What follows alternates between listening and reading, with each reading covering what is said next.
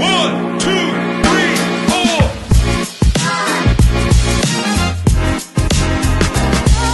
Hey everybody, welcome back to another episode of the Ground Up Podcast here. My name is Matt Walton, here with my co-host Matt Huber. Matt, how you doing? Hey.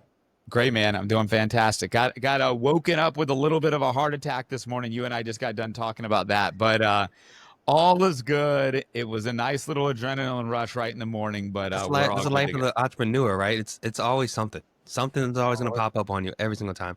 So guys, we have a great guest today, Marc McGurren. He runs McGurren Consulting, which I'm going to let him tell you a little more about, and I don't want to spoil it because I know that he has a lot to say about it more than I do. And then a CRM wingman, Chrome extension as well. Marc, how you doing? Good, man. How are you guys? Thank you so much for having me on. I truly do appreciate it. Oh, of course. So I wanted to talk really quickly before we got on this podcast. You said something that I think stands out to both me and Matt, is that you love training people. Tell me a little bit about that.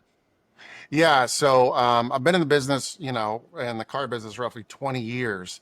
I've been doing what I do now for roughly 13, which is training and equipping BDC and internet departments all across the country. North America, I actually went to Canada once and actually worked in Mexico City, which is a whole nother conversation in itself. But yeah, so I truly love helping folks. I travel a lot. We were just kind of joking right before this that I got the highest lifetime statuses on certain places, and there's a caveat to that. But what allows me to do that is I get true joy as I'm training folks out there that are new to the business or make them better, and I'm helping them provide better for their families. When they're able to tell me, you know what, I was able to get a house, I was able to get a reliable car, and they're able to make changes for themselves and their kids. Literally, I just got goosebumps. I mean, there's nothing better than that. To play a small part in someone's career growth, and man, when I get texts of people growing and doing stuff, that is the best. So it makes it all worth it for sure. I see a lot of people comment a lot of times when people have like training programs or they coach people on something like that, and you see a lot of comments like yeah, right, you're not successful in this, why would you train people to do this if you're like successful? Like, why are you teaching people how to do, like, it's rewarding. It's extremely rewarding. It feels good. It's selfish in a way where it's like it feels so good to help people to grow like that, but it like that part is why I see people doing it, right? Matt, you did the same thing.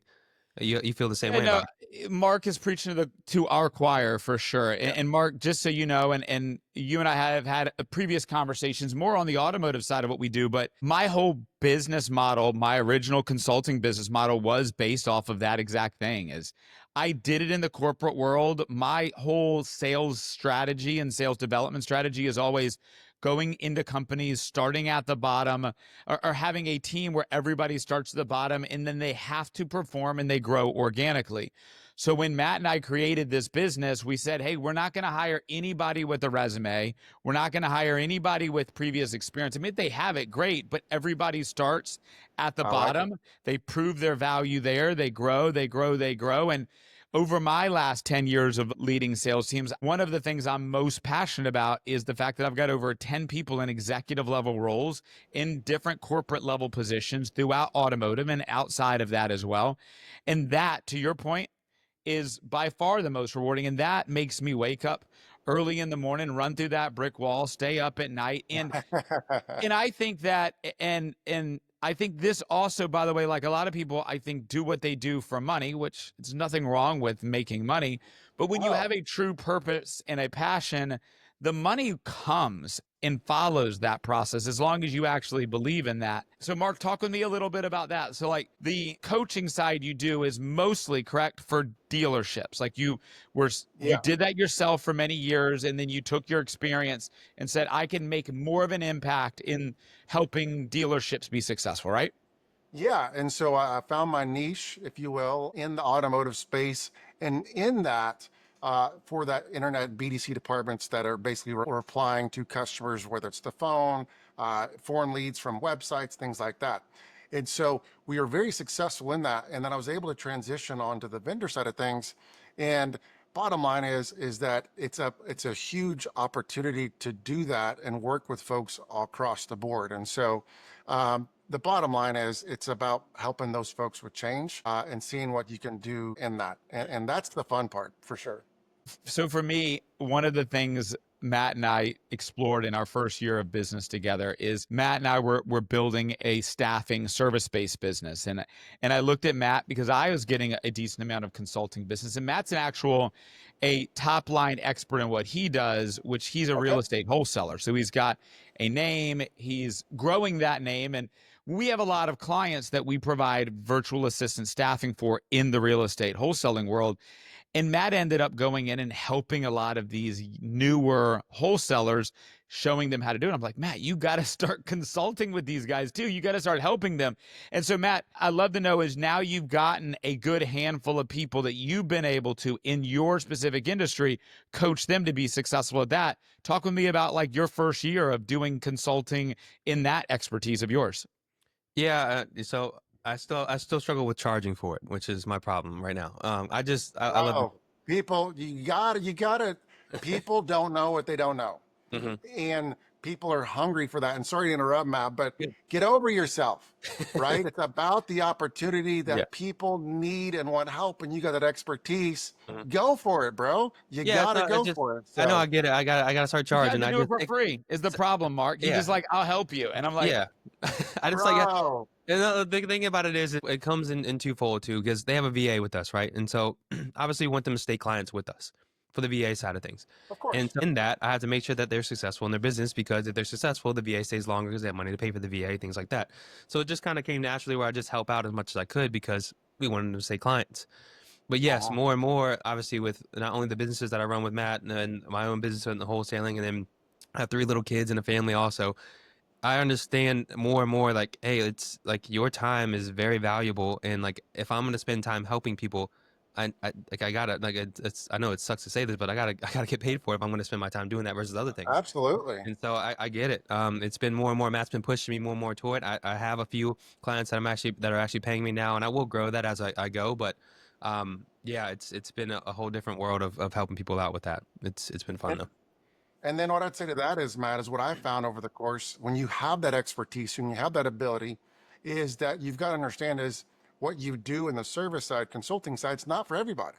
Right. And what I mean by that is yeah, people will take free or very inexpensive training, but if you've got that real world experience and you can make true blue impact with them and the ROI is there, it becomes a business decision for that investment of you and your expertise, because people don't know what they don't know. Can they do it on their own? Absolutely. But as a consultant, we help make that a catalyst to get their goals faster. Right. Does that make sense? Right. Yeah. I mean, a lot of my things is going in and finding out, all right, these are the things you're doing wrong. Like I can see the things that are not working for you, and this is why, and changing a lot of that, which is fun to me. But yeah, you're right. I mean, we take people that are struggling and people who want to grow a business and then help them turn into it. So there's no reason to not obviously make that a business for us. let me ask you this, Mark. So one of the things that Matt and I are both making an adjustment on in our strategy, which is, both Matt and I have been very, I would say, blessed in the fact that we've got a really strong reputation in our respective industries. But we are trying increasing our reach, increasing our growth. Now, for you, Mark, you, I'm sure like us, had a group of people who knew you, who knew of you, word of mouth and reputation is great, but it only gets you so far. I assume there was a point in your time of consultant where you said, let me stretch my wings out and try to get myself in front of new people. Talk me through kind of your thought process as you did that, what worked, and maybe what mistakes you made as you tried to make that venture. And great question. And so as I've learned, 13 years in this, right, is that unless people don't know about me, they can't hire me. Right. And that's just basically entrepreneurship. You got a service. How do you get people buying it? Right. Or whatever it is. You could have a widget. How do people know that? And so I truly have been blessed over the years is that right now, 90% of what I do is repeat and referral. But how does that happen? Right. And so you're able to, once you find those clients there that, you got to become raving fans. A client I have right now, right, was from a dealer I worked with 10 years ago. This dealer is now a 20 group moderator. It's basically a business group of entrepreneurs, dealerships that all work together and learn from each other. And they usually go once a quarter to learn. But basically, he asked the moderator, hey, do you know anyone that can help me? A guy I worked with 10 years ago says, yeah, give this guy a call. But over the course of the years, so you got to build first and foremost, you got to add so much value. My average tenure, I got a 6-month contract. My average tenure is about 18 months. And so, meaning that I offer so much value that they want to keep me on. But beyond that, as I've learned to grow, and I've made many missteps on the way, I try to hire 4 or 5 people underneath me and let's make this big. And that was a whole nother process in itself of just the headaches along with that. But what I've learned, especially right now, as I'm launching CRM Wingman to my Chrome extension for Fin Solutions, a CRM and automotive, is that social selling. How can I make the biggest impact or reach, right? Because I don't have deep pockets to go different places. I'm scrappy, and I'm in that scrappy phase right now. And what I found is, Facebook, Instagram, TikTok, it's out there. You kind of get out of yourself. LinkedIn has been critical for me. And just the last 6 months, the amount of opportunities, just like this, I'm talking to you guys. Why? Because I was able to connect with you guys on LinkedIn. I was able to talk to dealers that reach out to me. I just had my first CRM Wingman client that I never talked to. Popped up, right? You got a new customer, never heard from him, don't know who he is. That is 100% directly from getting out there. And with that, it's not about selling. It's about adding value. And yeah, I'm sprinkling in what CRM Wingman can do, but it's not Sunday, bye. Yeah. You got to go through that audience and speak to them and add value to them. Absolutely. Yeah, you brought up a couple of things that I've heard a lot of big entrepreneurs. I'm Gary Vaynerchuk. He has a book called what's it called? Jab, jab, jab, left hook. When he's talking about just how much value he puts out, and then eventually he puts it out there. I mean, I think it was Alex Hormozi said that make your content so good that your free content so good that their paid looks like crap. By the time you actually have a product to sell, or when you do talk about your product, people love how much you've helped them so much. They're like, absolutely, like I trust you. I value what you've given me. I'll pay for that, And so that's one of the big strategies in that. I'm gonna go back just a little bit because you said something that was I hear a lot, and I kind of want to touch on is you tried to scale it because that's what everyone thinks is like, all right, I got to scale. I got to blow this thing up. Everyone's gonna work for me. I'm gonna build it big, and I'm gonna kind of sit back after that. And it seems like you struggled with that. So tell me about the struggles with it. What do you think went wrong, and how do we, what are you doing now that changed it up? Yeah. So what I ended up finding is that I was kind of the face of that, the product, the consulting. And so as I worked for them, I'm like, hey, you're going to work with Matt over here. And Matt, I had to pay very well because Matt was really good at his job, and what I found is the employees that I hired, and they were very, very smart. They knew what they're doing. They could execute. What I found is they had 6-month contracts. Guess what happened? Every 6 months, they stopped, maybe 7 months. Well, I got to pay these guys 10 grand a month or whatever the case is. So now I've got to have this evolution of customers walking through my door. And so I had to do more. If not, I'm eating that. The profit's not there. Because yes, I had 4 or 5 guys and my gross profit was, 5X of what I was there, but what about the net profit? And so to be able to train, keep a hold of, and work with these folks was very difficult to do because I was still in the trenches as well. And maybe if I took a step back, worked with those who was able to do that. And again, I learned, I stumbled, I fell. And what I ended up doing was just backing away from that whole model completely and going, my net profit is better with just me. Right. And so now, is that the best way to do it? No, but I didn't want to create this huge conglomerate, right? I wanted to be able to provide for my family very well. Do I want to be a bazillionaire? I would love to. That's not my goal. Yeah. And so, yeah, that's kind of what I found is that the less headaches, Yeah. more money.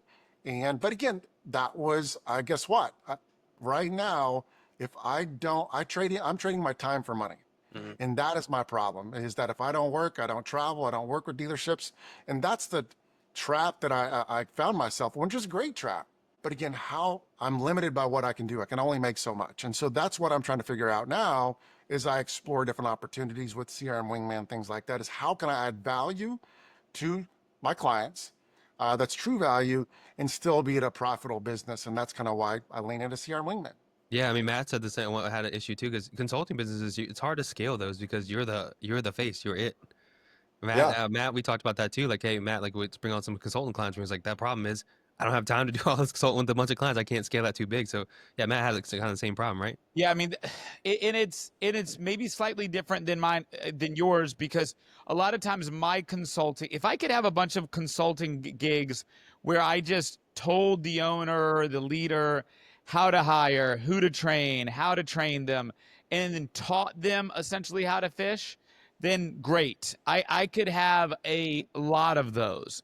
But a lot Right. of the ones that bring me in, they want me to be the operator in that sense. They want me to do the interviews. They want me to do the training. They want me to develop and coach the staff. And it's just a significantly more encompassing role. Now, obviously, I get paid a lot more when I'm that hands-on, but I can only take but so many of those on, to where if I'm just teaching an entrepreneur how to scale or teaching how to build a SDR structure for their business or something, that takes a lot less of my time. I'm just sharing my energy. Now, you had mentioned earlier that you do 6-month contracts. When you take on a new client, you say, I will work with you, but in order for me to do this, there is a process we have to go through. I need you to be committed to this for this period of time, and through this time, we should expect this result. That is something I've not done. That's something Matt and I have not done. So I'd love to know more about that aspect in regards to right up front saying, this is the expectation. I need this commitment,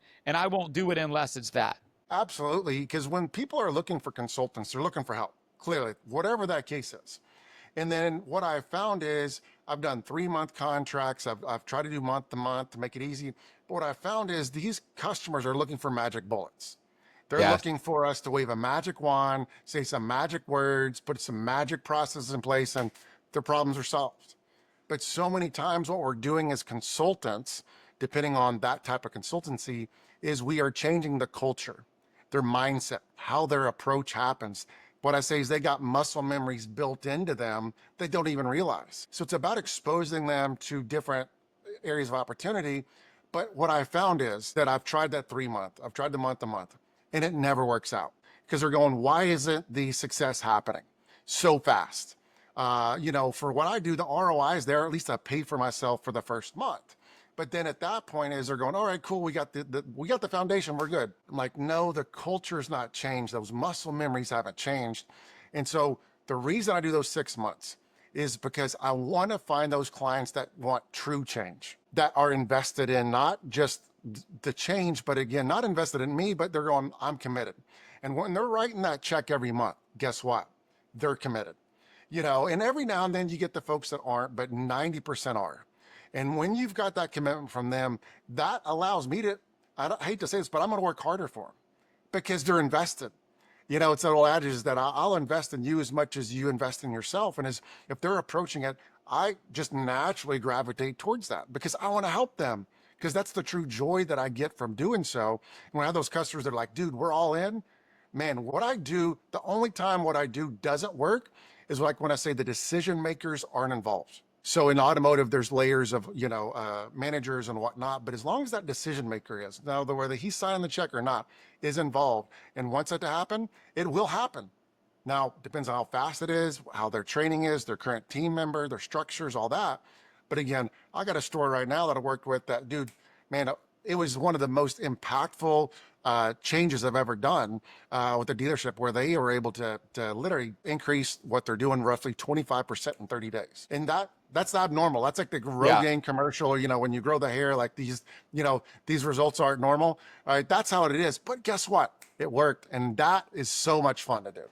So it's so interesting that you say this, and Matt and I are about to kind of explore this path with our business. But you and I, that I also run a BDC business, and that's completely separate of what I do with Matt in an outsourced company. And I've learned this real time. So I started this back in October of last year. We took on a major client in the BDC business. I did not have the backbone and or experience to say, this is what I need. I just said, whatever you need me to do, I'll do. And so for the last 8 months, it's been kind of moving, twisting, learning, understanding, but I've been at the mercy of their guiding me down what they need. And Over the past couple of months, I've recently expanded outside of that group, but now I've got 8 months of experience and knowledge of what I want a client to do with me and what I want to do for the client. So my first client we started last month outside of the group, and I was able to go in and say, this is what we do, this is how it is, this is how you do it, this is how you do it, and if you don't want to do it this way, it's all good, just not for us. So I'm able to now hold that line a lot better than I was in the original one. Now, the original one this past week also said, hey, for some of our stores, because I deal with the owner, the general managers, some have more buy-in and some others. He's like, moving forward, I'm going to have everybody come to my office. I'm going to sign a contract I'm going to write a contract for them. They must sign this contract that they're going to comply exactly how we want you working with their stores. And if they don't want to sign that contract with us, we'll have a conversation with them in that sense. But we've got full buy-in from that decision maker. We had less buy-in from the stores. But that evolution, as you said, is the part that's been interesting for me. So Matt, I would say for you, as we venture into our next project, the one that we're about to roll out here, a couple of things Mark said. We don't need to start month to month. We can start with a standard. We know what we offer. Be selective, charge more. Don't be the cheapest option in town. Be the best option in town. You might get a few less customers, but the ones you get will reap the benefits of your process. So Matt, when we're talking about how can we retain our customers, I just think by increasing our standards, charging more, we actually retain more customers because they follow our process more and we get more out of it. Matt, what are your thoughts as we're walking through this? I mean, yeah, we learned that, right? I mean, we learned that when we started taking on any wholesalers that hadn't done any deals yet. We learned that quickly. Like, you guys are not, you shouldn't be here. Yeah. You see that all the time. They're like, you know what I'm going to do is I'm going to hire this VA to my wholesale company that I've never sold any deals for, never closed any deals at. This VA is going to make me millions of dollars. I'm going to sit back and I'm going to hang out while this VA just does all the work for me. Then people think like that. And then they call us and they're like, I want to get a VA. I'm like, all right, how many deals have you closed? None. Then we say, all right, we'll go close some deals and then come back to us. Because we realize, like, you can't run a team. How are you going to tell your team what to say, what to do, what happens when this deal, when stuff starts to fall apart in this deal? How do you save it? You have no idea. So, it doesn't work. So we learned that quickly about let's pick our customers versus just sell to everybody. And what I've learned through that too, guys, is that I charged roughly 50% less than what I'm doing now. That's when I started.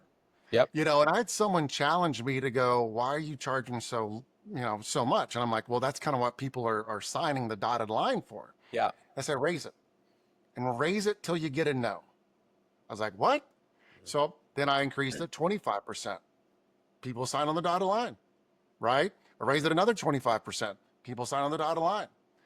Raise another 25%. No one signing. It's too much. I'm like, okay, there's my limit, right? Of that aspect. And so we got to understand is we are offering our time. The widget we're selling is our expertise and our time, and that is worth something. And we've got to understand is that you keep raising that bar. And I think what happens is similar to, luxury type brands, I don't want to equate it to that, is there's value in looking at two things. Just because one thing is more expensive, we think that's more valuable. And so that's what we understand is that people are willing to pay for your services. And especially as a consultant, if you've had that experience, you've lived it, breathed it, here's the proof behind me, and I can help you get there. You find those folks that are invested, not the guys that are like, well, yeah, let me try to do it and wave a magic wand and make them, they watch on TikTok, this guy making this wholesaler that's making a ton of money. Man, I can do this. Cool. Oh, wait, let's take some work. Yeah. Oh, well, it's a lot of work. Yeah. I don't want to do that. I thought it was pretty easy. That's funny you say that. It's funny you say that because I did see somebody on TikTok who talked about wholesaling and I jumped into it. That's how I got into it. And I think most of them, what we found is in wholesaling, there's a lot of, I sell this process that anybody can do it. You don't have to have experience. You just have to work hard and you can figure it out. Now, that is true. Matt didn't have experience. Yeah. He had hard work. He had effort and energy. He had a fundamental belief in that. And Mark, as I heard you talk about your pricing, and this goes back to Matt and my journey as well, which is If you don't believe you're worth what you're charging, then you'll never have people buy what you're charging at that amount. You have to actually believe that you're worth that. So the only other point I wanted to emphasize, and Matt and I've had this conversation a lot, and you probably we've experienced it, which is when we talk about the investment side, especially when we talk about having a team, employees within our own businesses, for anybody who's watching this, who's thinking about being an entrepreneur, I want to make sure everybody understands this.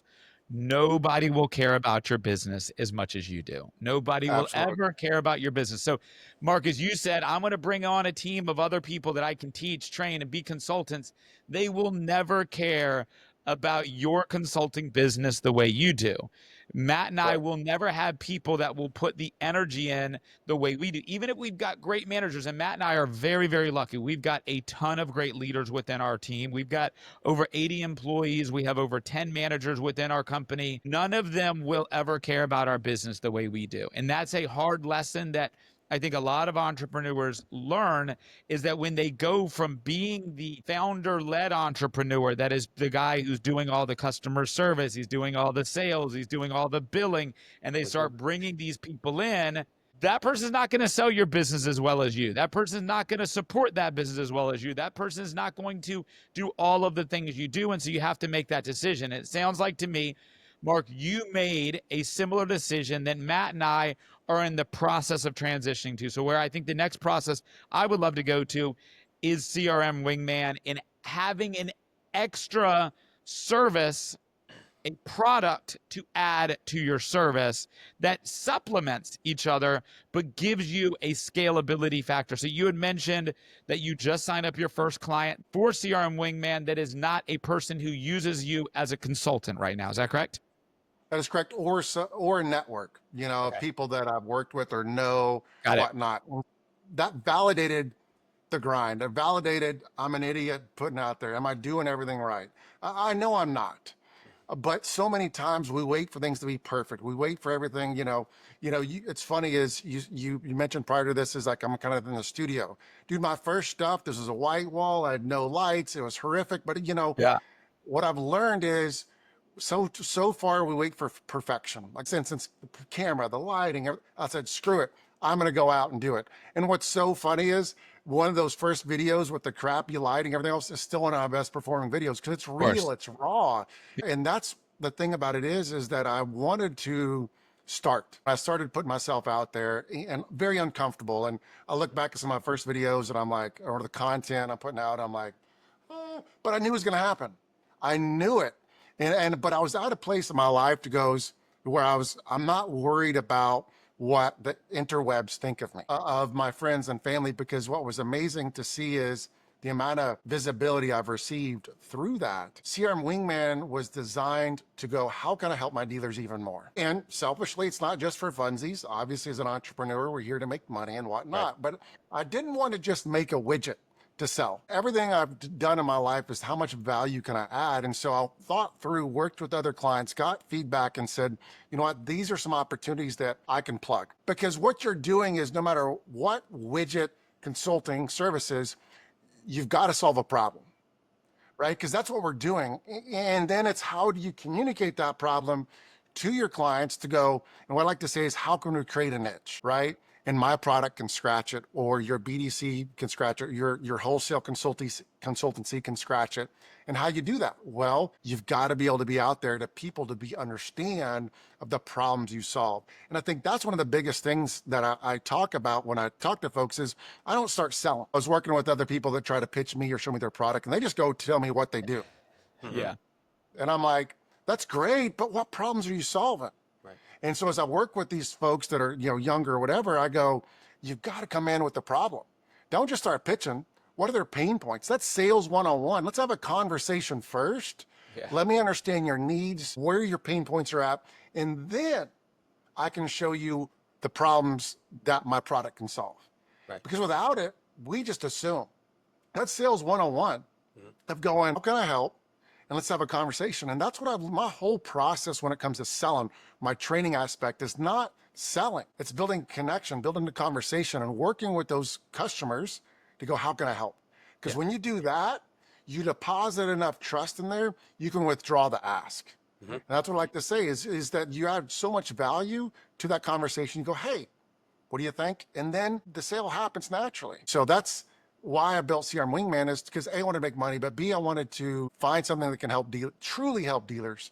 And what's fun is my biggest takeaway is I don't have a single cancel yet. I've got roughly 30 clients in. That to me is a testament in itself, that I found a product that is in a price point and a pain point that helps solve, that dealers are willing to just keep going. And that's a lot of fun. Yeah, I hear people when they're trying to sell things and they're like, I gotta figure out how to convince people how to buy this. I'm like, you're never gonna do that. I think about it, guys. So we just signed up for a service that this kid that I've known that actually we partnered with on Astro last year. He has a service where it helps you find buyers in different areas and helps you organize everything for wholesale side. And when I first looked at it, probably about 5-6 months ago, it was a cool program, but I didn't have a need, and so I didn't sign up for it. Well, we expanded into more markets and we needed more buyers fast, and we needed a way to organize all these buyers because we were putting them all in the same place. And we actually had a big mistake in our, one of our dispo reps actually had a big mistake where she sent a list out to every buyer that we had and it was wrong. And when that Oh, happened, no. my need shot up, my problem shot up. And the first person I thought of, because his product was known to me and I've known him and the way it went, we went and signed up for it immediately, and so that I think people really underestimate the problem, and you try and sell everybody, and you have this where like, what's your target market, and like everybody should use this product, like that's not real. And so it's people who have a need, and though when you have the need, they'll find the issues, and when you can discover that need in your sales process, then you can get the sales done. But again, if somebody says like, hey, I just don't have that problem, then move on. Okay. But obviously what you're doing, Mark, and what me and Matt are trying to do more and more of, is that you just put yourself out there enough that when that problem does surface, you're the first person they think of. Man, and a story at that is literally yesterday. I got an email from a guy that I went and spoke at a conference for them a year and maybe 2 years ago. It was a year and a half, 2 years ago. I haven't been following up. There's no drip campaigns. There's just nothing. But guess what? Hey, Mark, we need some help. Do you want to have a conversation? Like, and that was 2 years ago, but it's about putting yourself out there. And my brother said this, and I know someone else said it, but you make a place for luck to land. Right. When I say, if you do the right things over and over and over, more right things are going to happen. That's it. That's the beauty behind what we do, is if we're doing it the right way, people, not that you build it, they'll come, but again, they learned and heard that, you know what, you got a good product. Right. And then they call their buddies and whatnot. And then here you go. Yeah, we like the people in wholesalers that I work with all the time, and we talk about like the people that work really hard at this. All of a sudden, you get, and I put the quote shit, lucky, where this deal that you weren't even thinking of just falls in your lap, and like, Yeah. and people who aren't doing the work, aren't putting the time to make it happen, just never happen to get lucky for some reason, right? And so it's funny because that's exactly what happens. The more opportunities you give yourself to get lucky, it happens. Things just fall in. You get that seller just randomly calls and say, hey, I'm trying to get rid of this house. Here you go. Yeah, and I think there's also a belief in that luck plays a part in it. Like, luck is a result of preparation and hard work. I mean, I think that's what luck is when it comes to business. You have to be in a position to receive that luck. And if you have the mindset that says, that guy is only better than me because he's lucky, not because he's better than me, then like you're already in the wrong mindset in that sense. So, Mark, for me, what I'm most interested in knowing is you found a problem. Yeah. You said, here's the problem. I've identified it, which is great. So many people have trouble finding the problem, but even the ones that do, what Matt and I realized is a lot of people are great at finding problems. Nobody is great at then creating a solution. So you said, I got a problem. I want to now take and make a solution. So if you can, walk me through how you made that decision. So problem here, I need to build a solution. What do I do? How did that next step go? I've got a problem. I know a solution. What's next? Exactly. And so with that, this is beyond my skis. I've been in service industry. I'm a nerd when it comes to tech, whatnot, but I'm not a developer. And so this is where, and it's so funny you said that, is that I started calling around the people that were in the space, not doing what I do, but it's my network. And over 13 years, I've built relationships. And I'm like, hey, what do you think about this? How should I approach it? Where do I go from there? And sure enough, reached out to my old business partner. I said, hey, this is what I'm trying to do. He goes, hey, talk to this guy, talk to that guy, did something similar, completely different space, share. And that's the cool thing is is that when you build those relationships, there's no gatekeeping. When they're able to, they help you because you've helped them, or at least you have that relationship with them that they're willing to do so. So I called around, found folks, a guy I respected well and trusted said, hey, I trust these guys, these developers. Cool, I'm in. I didn't shop them around. I mean, I kind of did some Google searches, but these guys say it. I know the product they built. I'm in. And then with that is, as I built it, is I worked with my network. And right now, as I'm trying to scale it to a different place, I literally have 3 meetings this week with people in the space that have done software, done marketing, and going, help me. Because right now I am bootstrapping some scrap. I'm the guy you talked about yesterday. You're the founder. I'm the customer service. I'm the billing. Hey, what about I'm the guy, right? And so I'm getting all of that. But again, how do I get it to a point to where my goal is to have 100 clients by the end of this year? Is I'm on the right path, but how can I do it better? And when you build those relationships through the years, they're willing to help you. I spent multiple hours, and these guys have built multi-million-dollar companies, and they're willing to spend time with me. But again, it's about time to find other folks besides the people that I know that I can go, hey, Matt, let me tell you about my new product. And that's the thing is, I can't scale that way. Is this, I want to move away from a sales-led product for a CRM wingman to a product-led growth product to where it's selling itself, right? But again, how do you find it? You got to get it out there. And so that's, I'm working with a marketing guy right now, and it's getting out there and it's just putting yourself out in that position to be successful. But I didn't know what I didn't know. So I leaned into my relationships with people and not the TikToks and the influencers. And that's great stuff. I love Gary V's, Alex Hormozzi's, I love Dan Martell. But again, that's not real world. That gets me pumped up, right? But how do I execute? And then I leaned into my network that helped me create a foundation. And I'm still doing it. I'm 6 months in, and I know I've made a lot of mistakes, and I'm going to continue to do so. But I'm keeping it going. I'm keeping going because I have an end goal. I'm passionate about it, and I know it will be successful. It's just, how do I get there? How long it's going to take, and then what are those steps along the way? Yeah, have you ever read the book Who Not How before? I've not. No. You got to check that book out. I mean, Who not now? Okay. Who not how. The Oh, concept who? is obviously don't ask how I can do this. Who can do this for me? And that's kind of the concept in a way like that. It's so it helps. It talks more about just how you, as you're growing a business, a lot of people try to say like, all right, how can I learn this? How can I figure this out? How can I do all that? And now you put yourself in a longer time frame of doing something because you have to go and start from scratch to learn this whole entire thing to get to a point where somebody already is. Right. And if you can find that who that can come in and do that part for you while you focus on the things that you need to focus on, it helps you tremendously get better. And so it's just a different concept on that. Like for me, with our technical side of the CRM, like could I go and spend hours learning that? Sure. Or I can just find a VA that knows how to do it already, and we just go ahead and put them in there. And then me and Matt are doing the same thing. We build our team off this with so many different people who are talented in so many different things. We find the people that fill our gaps and put them in those spots to be successful instead of us having to try and learn to fill that gap, because that's going to be months, years out to build that mastery. And so it's something that I think that would really help you out. The book is really great to really just dive in. If you have a great network like that, it helps you find those people and then build the businesses and partnerships. Me and Matt did that because I knew that Matt's fills the gap of not only is he great at building networks, he's great at talking to people in sales and everything else, but he's great at building teams and building leadership.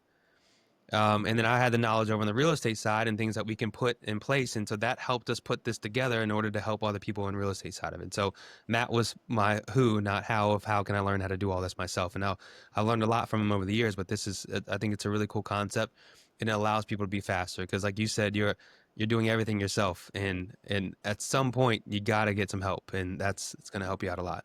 Mark, I just found out he hooed me. I just found out he hooed me. I didn't know that. I thought I hooed him. I thought I was hooing him, but he hooed me. So go ahead, Maybe Mark. I need to who you guys, Yeah. So, I'll call, Matt Lou Hoove. So, you never know. Yeah. Sorry. I got dad jokes for days. Sorry. That was a horrible Let me ask, believe me, I do too. Let me ask you this. I pulled the old hi hungry I'm dad the other day. When my kids said I'm hungry, so I get it. We're good. Hi, hungry. I assume that as right now CRM Wingman has that integration with Vin, I assume that comes down the road with eLeads and a variety of other major players as well. Obviously, Vin being one of, if not the largest player in the space that you're in. Does it evolve outside of automotive eventually, or does it maintain in automotive, which is where you've been the majority of your career? Yeah, and I've tinkered with going outside of automotive and looking at those spaces as I was looking to find a solution, a product to help in that entrepreneur mindset. And I was trying, and for months I was trying to figure it out. And I go, Mark, well, why are you trying to find a solution outside of automotive? You've been doing what you do for 20 years. You've been consulting for 13 years. You know the space. You have the network. Why are you trying to reinvent the wheel?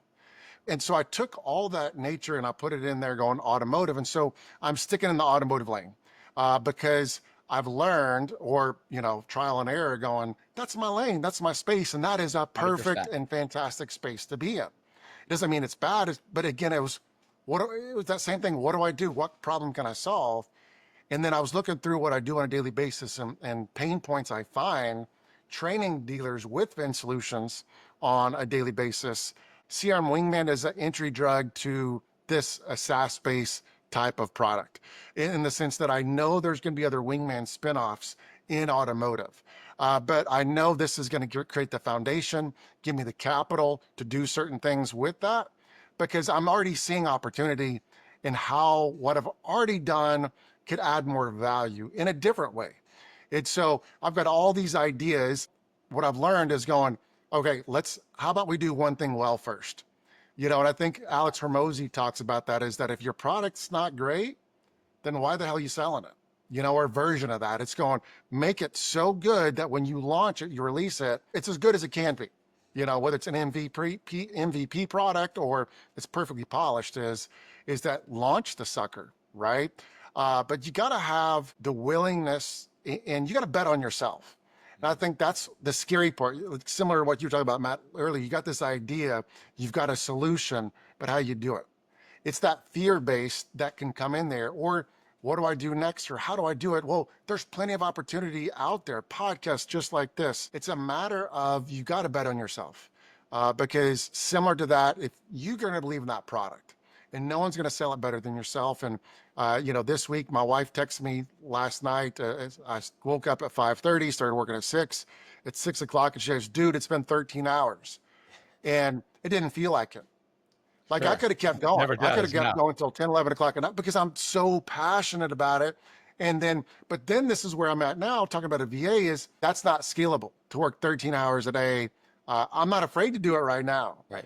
But again, what can I do right now? And I think Dan Martell talks about this. It's going, if you're, doing X, Y, Z, right, then you don't need to be doing that. What are some tools, some things you do in a given day that is not the highest and best use of your time? Right. And I had a guy, a mentor, go through me. He goes, hey, how much do you make a year?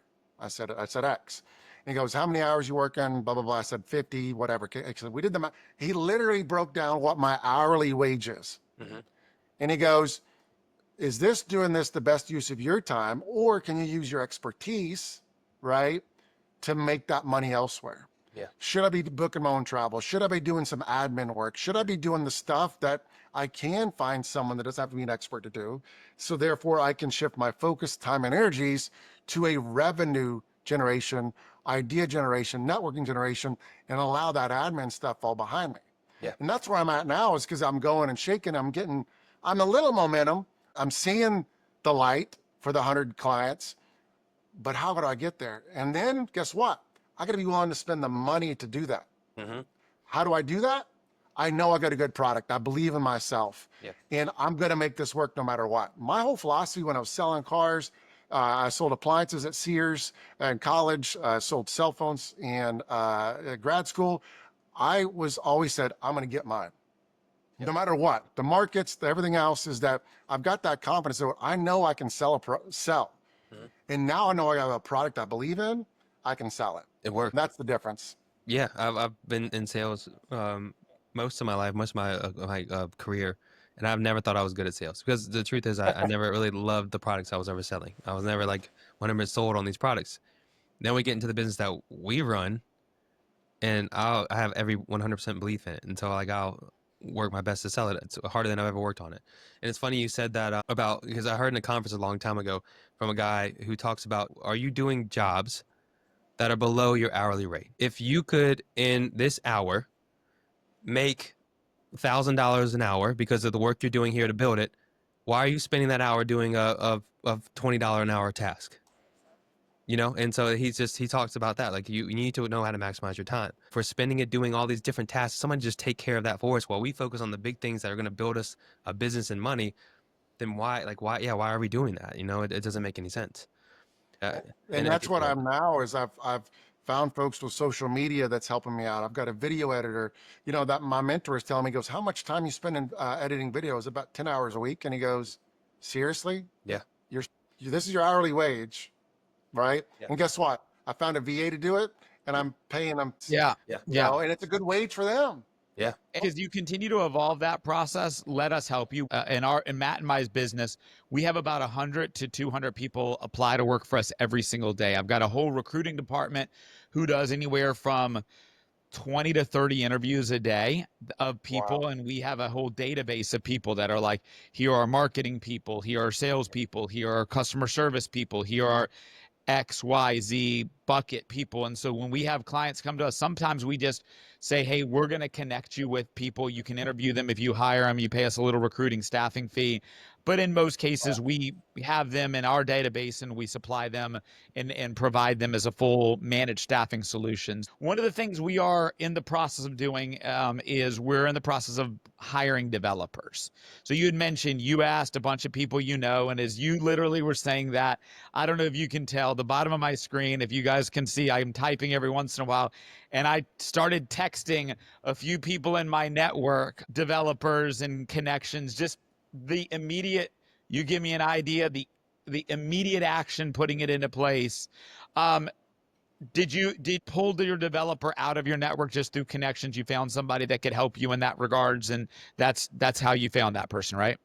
Yes, sir. So again, it's one of those things where you find that network, and then again, I found this guy. Take a look here, take a look there, and everyone I'm using, my social media manager, my video editor, Facebook poster, is Nice. all from a spinoff of a network of going, A, look here to find a person, or B, this is who I've used. And so that is where, you know, I think it's so cheesy, but well, your network is your net worth. That's cheesy, but I think there's value to that of there's a going, reason why man, it's a thing. There's a reason why it's a thing. that's true. Yeah. It's 100% true. Right. And can I speak to that network as well, especially for entrepreneurs? And I've talked to my son. He's 19 years old. He's going to be a junior in college. He's got all these similar to this. Got an idea. He's got a solution. I'm going to be a millionaire in 3 years. And I'm like, go for it, bro. Yeah. And what I found is, I said, you need to surround yourself with people that with the same goals. And if you're hanging out with all your party buddies all the time and all that fun stuff, guess what? That's where you're going to stay. And I've evolved over life. I'm 46 years old now, and so I've got adult friends. And I've been amazed at, you know, I make a pretty good living, but then you learn and look with other people and go, wow, there's another levels. You know, and I'm working with really good friends with people, and I'm able to have these conversations outside automotive and just have a talk about business. And you hear these guys that are way far ahead of me, that have a lot more money than me, that have scaled companies, multi-million-dollar corporations. And it's just going, man, it just pushes me, because if he could do it, he's smart. But I don't think he's got any of this. Maybe some of them got this special sauce, but most of them, they're just normal dudes. Right. And they found a way to solve problems and make money. And by surrounding myself with people that are doing better than me, it raises the bar for myself. And so for those entrepreneurs, you got to find those folks that are on the same path, without a doubt. Or like for your son too at 19 years old, I'll tell him, hey, find people who have bigger goals than you, and then play with Absolutely. him. Because at least a very minimum, obviously have somebody that has the same goals as you. But you can find people who have bigger goals than you and bigger ideas. Hang out with them and stay with them. We have young kids. I have a 5-year-old, a 2-year-old, and a 10-month-old. And so one of the things I'm trying to get better at, and obviously I'm a newer parent here, so I'm working my best at it, but trying to instill the fact that mistakes are okay. Because me growing up was terrified to make mistakes. I love my dad to death. He's a very good dad, but he's very hard on us on like whenever we messed up in baseball or basketball, like very hard. And so at some point you turn into I don't want to mess up because I don't want to make a mistake in front of my dad versus like I want to do really well.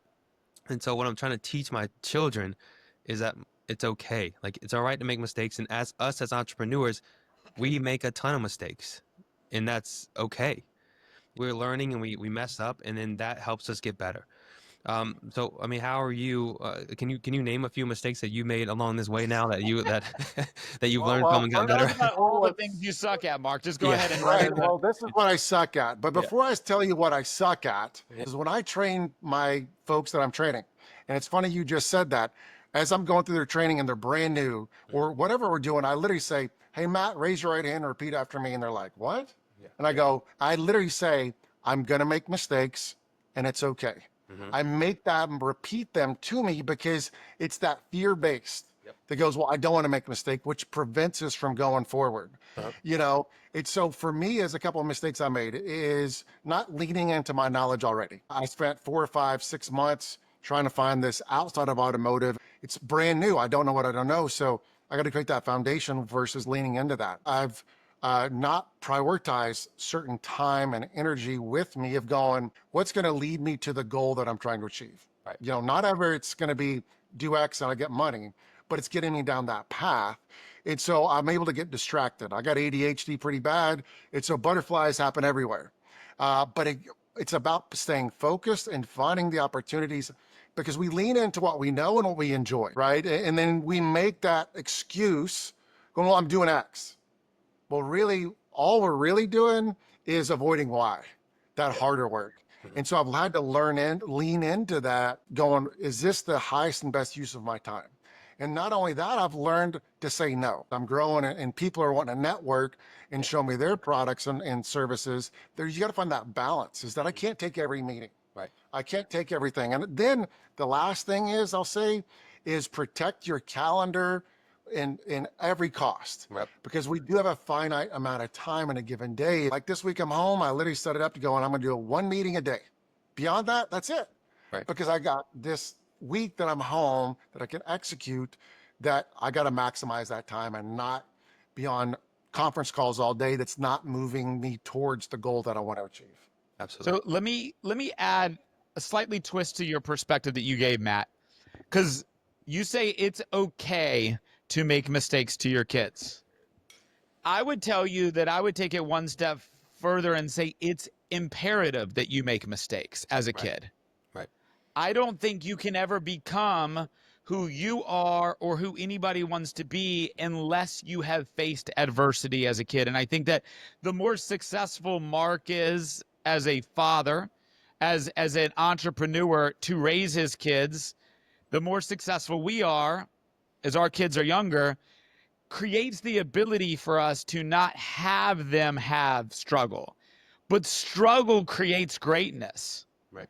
And if you don't have struggle, you don't ever know how to overcome. And I think that making mistakes is imperative as a kid. And Mark, for you, as you continue to have those conversations with your son around becoming that future millionaire that he wants to be, I always tell a lot of the youth that I deal with and a lot of the people we bring in are those young 20-year-olds who have all these visions of wealth, right? And they don't know how they're going to do it. They just have made their decision. And so what I always tell people is I say, here's what my biggest advice to like a young entrepreneur is there's 3 primary buckets you should look at your employment being in. Number 1, the money that you get paid from that job. Number 2, the skills you can gain and the things you can learn from that job.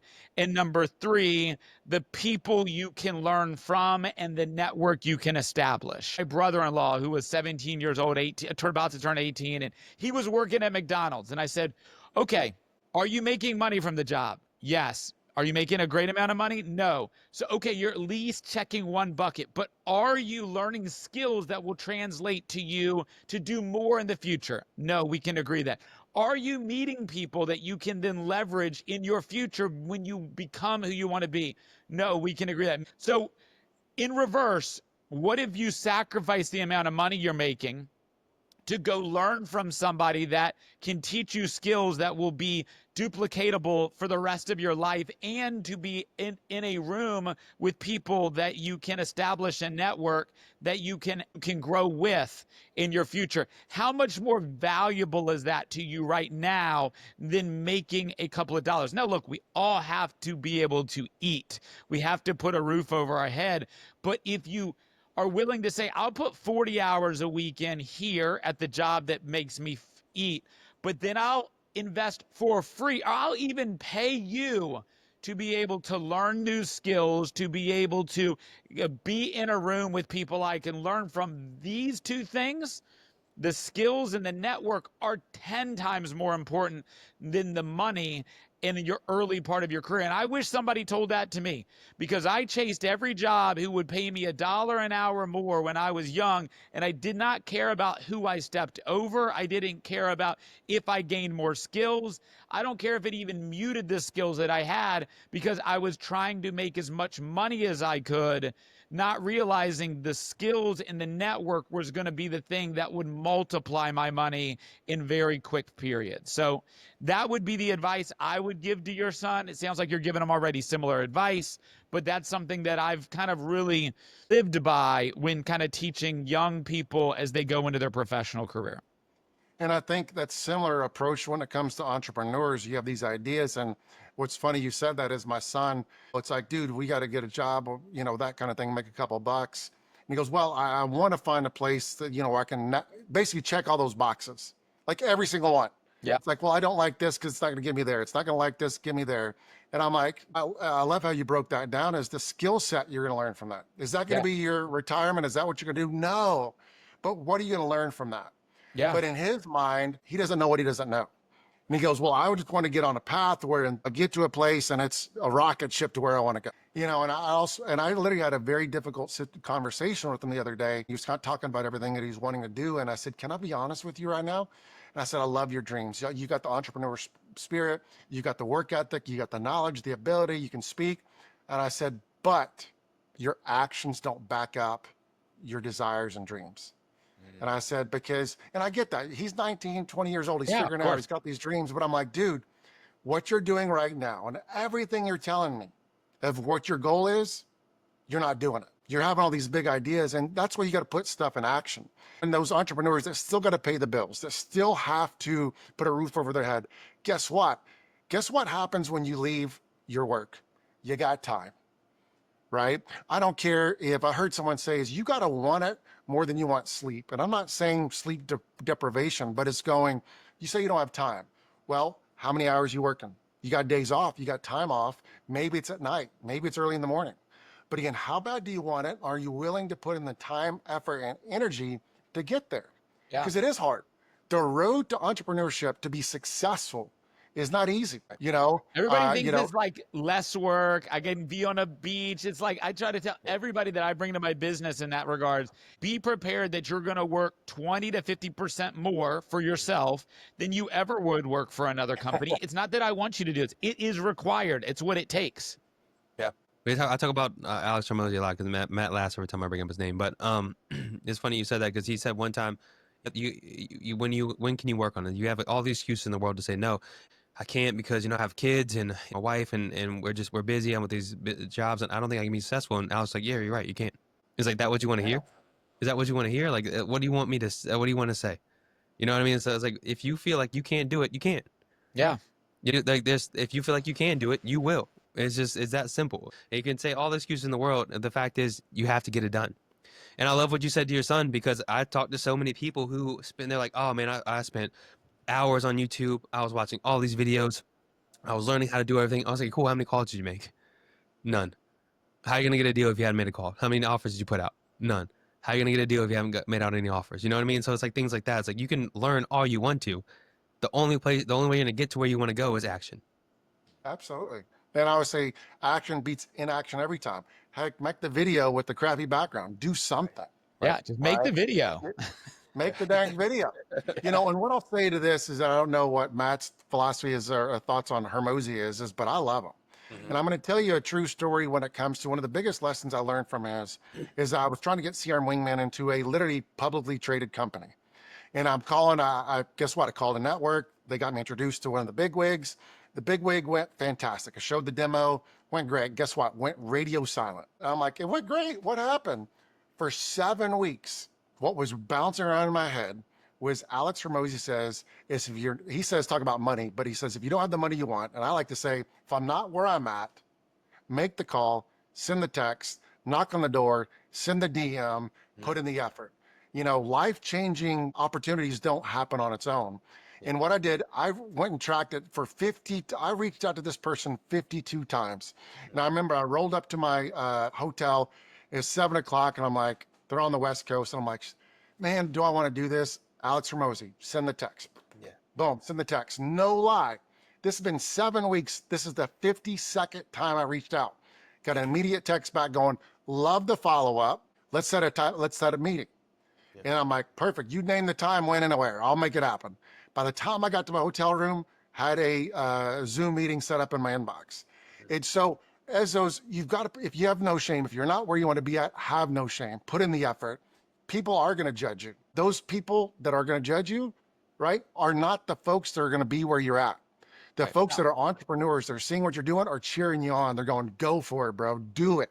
Yeah. And so that's the thing, is that we've got to swing the bat, because we're so fearful what other people think. If, and my philosophy is, what do I got to lose? Yeah. She doesn't reply back, or she says, leave me alone. Okay. Yeah, you're already there anyway. There's only upside. There's nothing bad that can happen. Zero. Yeah. So put in the effort. Yeah. And you said people would judge you. I mean, look, they're going to tell you, oh, look at this guy trying. I'm judging you because you're trying. Then they would judge you like, hey, look at this guy who never tries. So, so it's like, you're not going to win no matter what, either side it goes. So, and you see the posts all the time. It's like people that tell you you're crazy until you're successful. And then all of a sudden they ask you how you did it, you know, and that's the way it goes.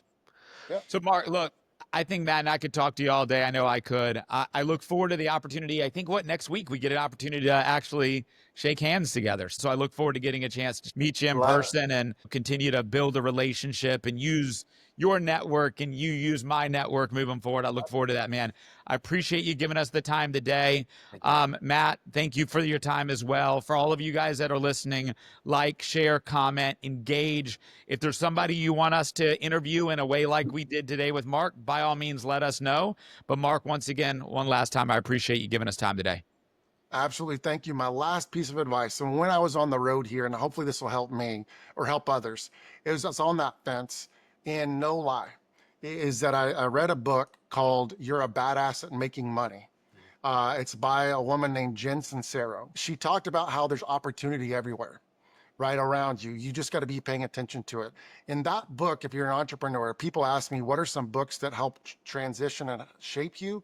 This book did. And what it did was gave me the belief that there is opportunity, but I've got to put that effort and those actions behind it. So if you're trying to find a tool or something that can encourage you, highly recommend that book. It's a bright green, lime green book that says, how you're a badass at making money. I'm sure it's the only book that pops up. So I just wanted to give a plug for that for those folks that might be interested. Awesome. Thanks, so before we go, how can everybody find you, Mark? I know how to find you, but how can everybody else find you? Yeah, so you can find me two ways. Is you got McGurrenConsulting.com or CRMWingman.com. All my contacts information in there. I'm happy to reach out, talk to anybody about anything. If there's anything I can help on the automotive side, or as you're approaching entrepreneurship, is there anything I can be assistance with? Awesome. We'll put all your links in for your social media too. I know how much effort you're putting into that too. So we'll see if anybody follows us, please follow Mark, give him a follow, and help him out there. Thank you again, Mark. Appreciate your time. All right, thanks, guys. 1, 2,